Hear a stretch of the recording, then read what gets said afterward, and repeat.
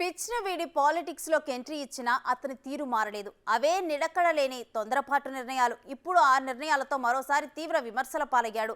అతనే మాజీ క్రికెటర్, మాజీ వైసీపీ నేత, ప్రస్తుతం ఏ పార్టీలో చేరాలో తెలియని అంబటి రాయుడు. ఆంధ్ర ధోనిగా పేరు సంపాదించిన ఈ ప్లేయర్ను అవుట్ చేయటం ఎవరి వల్ల కాదనే చెప్పాలి. ఎందుకంటే హిట్ వికెట్తో పెవిలియన్ బాట పట్టడం అతనికి అలవాటుగా మారింది. క్రికెటర్గా కెరీర్ ఆరంభం నుంచి అన్ని వివాదాస్పద అడుగులే అన్న విమర్శలు పీక్స్లో ఉన్న సమయంలోనే క్రికెట్కి గుడ్ బై చెప్పి పాలిటిక్స్లోకి ఎంట్రీ ఇచ్చారు. పోనీ ఇక్కడైనా కుదురుగా ఉన్నారా అంటే అది లేదనే చెప్పాలి. చేరిన కొన్నాళ్లకే వైసీపీకి రామ్ రామ్ చెప్పేశారు.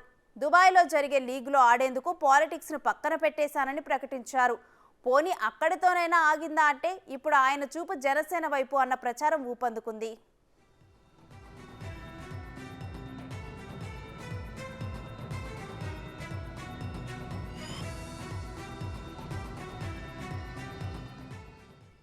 2001లో హైదరాబాద్ రంజీ జట్టు తరపున ఆడారు రాయుడు.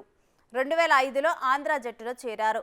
అయితే జాతీయ జట్టులో చోటు దక్కకపోవడంతో 2007లో సుభాష్ చంద్ర ఏర్పాటు చేసిన చేరారు. అయితే ఐసీఎల్లో చేరిన ఆటగాళ్లపై చాలా ఏళ్ల పాటు బీసీసీఐ నిషేధం విధించడంతో దిక్కుతోచని స్థితిలో పడిపోయారు. ఐసీఎల్ క్లిక్ కాకపోవడంతో బీసీసీఐని బతిమాలుకొని నిషేధాన్ని ఎత్తివేయించుకున్నాడు అంబటి రాయుడు. పోనీ అప్పటి నుంచైనా కెరీర్ను సరిగ్గా సెట్ చేసుకున్నారా అంటే అదీ లేదు.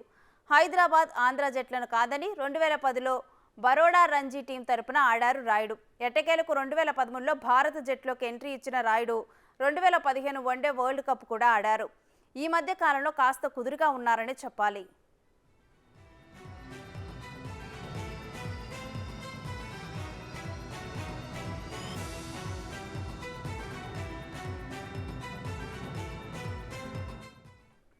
2019 వన్డే వరల్డ్ కప్కు ముందు జట్టులోకి తీసుకోకపోవడంతో మరోసారి రాయుడుకు కోపం వచ్చింది. ఏకంగా చీఫ్ సెలెక్టర్ ఎంఎస్కే ప్రసాద్ పైనే సెటైర్లు వేశారు. వరల్డ్ కప్ చూసేందుకు 3D గ్లాసెస్ ఆర్డర్ చేశానంటూ అప్పట్లో రాయుడు చేసిన ట్వీట్ పెనుదుమారాన్నే రేపింది.